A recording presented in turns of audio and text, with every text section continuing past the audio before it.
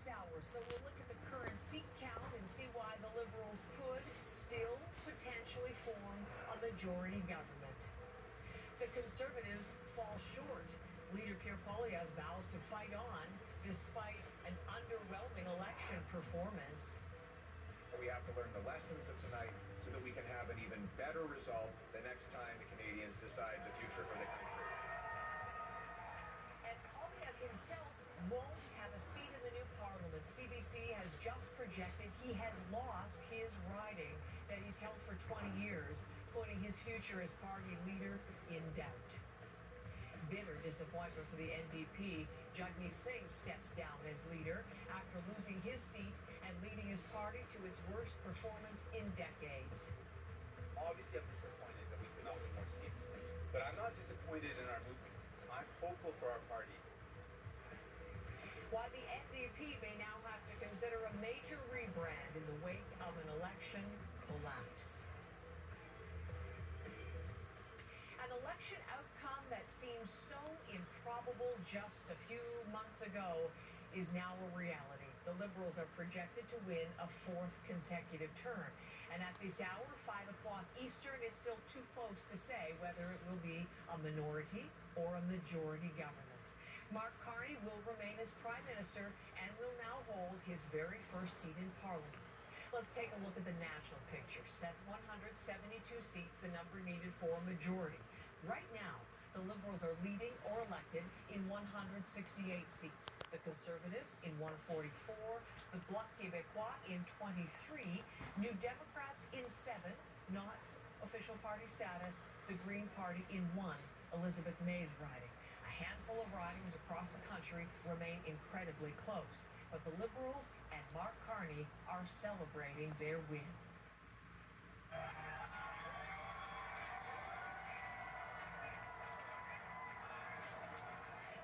Mark Carney touched on two major themes in his victory speech in the early hours of this morning. First, the value of humility, and secondly, the ambition required to meet the current political moment and to face the trade war and the threats to Canada's sovereignty from U.S. President Donald Trump. Let's begin this morning with some of Mark Carney's victory speech to his supporters in Ottawa. Throughout our history, there have been turning points when the world's fortunes were in the balance. That was the case at the start of the Second World War, just as it was at the end of the Cold War. And each time, Canada chose to step up, to assert ourselves as a free, sovereign, and ambitious nation, to lead the path of democracy and freedom, and, because we are Canadian, to do so with compassion and generosity.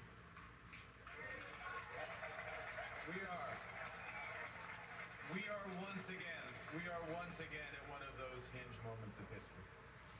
Our old relationship with the United States, a relationship based on steadily increasing integration, is over. The system of open global trade, anchored by the United States, a system that Canada has relied on since the Second World War, a system that, while not perfect, has helped deliver prosperity for a country for decades, is over. These are tragedies, but it's also our new reality. We are over the shock of the American betrayal, but we should never forget the lessons. We have to look out for ourselves, and above all, we have to take care of each other.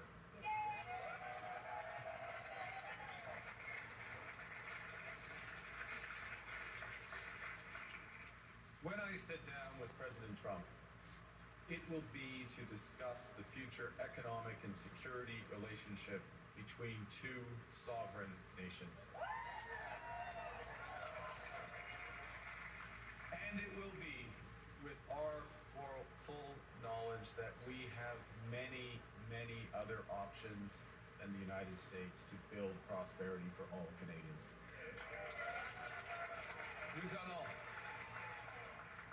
Nous allons renforcer nos relations avec des partenaires We will fiables. strengthen our relations with reliable partners in Europe, Asia, and elsewhere.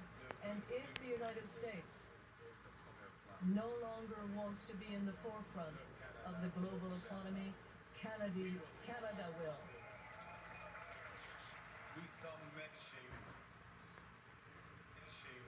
We are masters in our own home. We will build millions of housing units. We will become an energy superpower. We will provide good careers in skilled trades and one economy, not 13. Because this is Canada and we decide what happens here. So there is a significant portion of Mark Carney's victory speech, and let's begin our coverage from Janice McGregor. The incredible turnaround, Janice, in the Liberals' fortunes to get to the point of a fourth consecutive government. Just pick right up from there on what we've just witnessed with the Liberal victory. Yeah, indeed, Heather. This is a dramatic consolidation of the next parliament into essentially two-party politics. Well over 90% of the seats in the next House are going to be either Liberal or Conservative. That is a big change. It's a change in the dynamics. It's a change in the way sort of votes split in extraordinary ways overnight.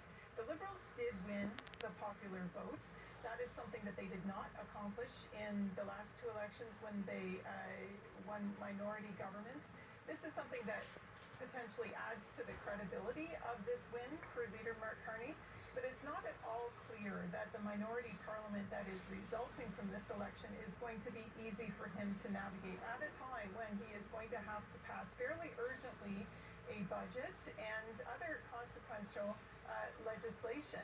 Unless some of the ridings that flip in this last kind of 1% of polls of reporting and the special ballots and so on in the coming hours, unless things really go the Liberals' way, they are going to need the help of perhaps 4 or 5 New Democrats or maybe the Green MPs to work with them for everything that they need to get through the House of Commons. They are not going to be masters in their own house as far as having majority status. Also worth noting that the Bloc will have an essential swing vote on parliamentary committees, so constant negotiation is going to be required there. In looking ahead to the challenge of dealing with Donald Trump's trade threats, I found it interesting that Carney was calling on everyone to sort of have strength through unity and cooperate for the road ahead, and he did seem to get some assurances from other leaders last night that they would give that to him. But let's also take nothing away from this accomplishment for Mark Carney. When Justin Trudeau resigned, there was a risk that the person who took over as Liberal leader could be the shortest serving Prime Minister in history. With this win, Mark Carney ensures that he does not become the answer to that trivia question. He is going to get his chance to govern and try to make the changes he was campaigning on. So, Janice, let's turn then to the Conservative outcome. The party, not, despite that 25% lead in the polls not that long ago, not able to land that victory. And what CBC News has just projected just a very short time ago, Conservative leader Pierre Poilievre has been defeated in the riding he held for 20 years. This is the riding of Carleton. Liberal Bruce Fanjoy has won, and CBC News, there you see, has just projected a Liberal victory in Carleton. So let's look at the meaning of all of that, both for the party and for Pierre Poilievre's own political future. Yeah, this is such a dramatic narrative. This is someone who had a commanding control over his party, a commanding lead in the public opinion polls, and now doesn't even have a seat in the House of Commons. It wouldn't have been unexpected, perhaps, for him to even consider resigning after this turn of events. And yet, in his speech last night, Pierre Poilievre was actually, to a certain extent, declaring victory. Take a listen. Conservatives have achieved major breakthroughs tonight. We brought in record support from blue-collar and unionized workers, youth, new Canadians. We gave voices to countless people across this country who've been left out and left behind for far too long. We won the big debates of our time on the carbon tax, on inflation, on housing, on the drug crisis, on crime. Conservatives have been leading the debate, and we will continue to put forward the best arguments to improve the lives of our people right across this country. But we will not stop there. Every single day, our Conservative caucus and I We'll be holding the government to account on behalf of the millions of Canadians who believe in the message of change. That part of his speech may have been an opening salvo, part of a bid to perhaps keep his job atop a party that does appear to be fraught with serious infighting. If he is going to carry on in the short term, he is going to have to figure out how to lead this party without being able to be a leading voice in the House of Commons. Another Conservative that did win a seat last night, someone, unclear who, is going to have to be asked to step down. And then when a by-election is called, Pierre Poilievre is going to have to try again to get a seat in the House of Commons. Janice, we're just getting information from our CBC decision desk reminding us that at this point, as we look at the count, the Liberal Party not at the 172 seats required to have a majority government. But there are still several ridings left in play that could change. This is the wording from our decision desk. The result of the overall seat count, specifically that could get the Liberals to a majority government. So there are counting of special ballots yet to come from Elections Canada. Still some advance voting, still some day of vote being counted overnight. So what do we need to keep an eye on still in these hours to come this morning? Yeah, I can't say for certain that this is unprecedented, but by my computer here, I think we still are waiting for sort of final decisions on some 30 ridings.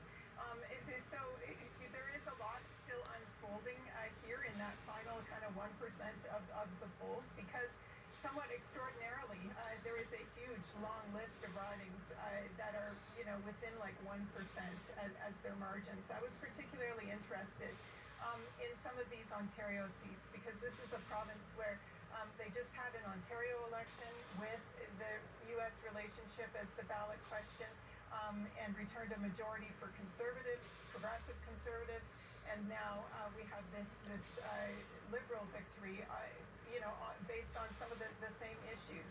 You look at seats like the ones around Kitchener. I think there are 3 Kitchener seats. These are changing minute by minute, of course, but 3 Kitchener seats last time I looked.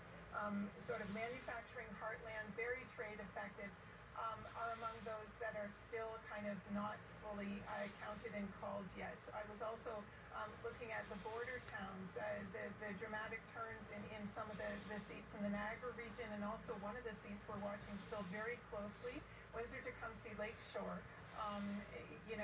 Not out of the realm of possibility that the Liberal could hold it, but it has flipped Conservative, at least for now. An extraordinary kind of series of events where sometimes people had assumed that the New Democrat votes would move into the Liberal column, but in fact, in a number of parts of Ontario, they seem to have gone Conservative. We're getting into interesting sort of vote splits in a couple of places. The other part of the province, I'll just note, Brampton, had been kind of reliably pretty Liberal in past elections. Now seeing more Tory strength in Brampton, a part of the 905 where the federal Conservatives are now doing considerably better than they used to, but I'll note a place where provincial progressive Conservatives have done well. To see some of those ridings be very, very close and still not called yet, I think quite significant. Janice, thank you. We'll check back many times over the course of the morning, watching those storylines. I was mentioning Elections Canada, pausing counting of the special ballots. I should tell you that will resume at 9:30 a.m. Eastern, so we will be watching toward the latter part of our program today to see if there's any major change in the counts and in the seat count.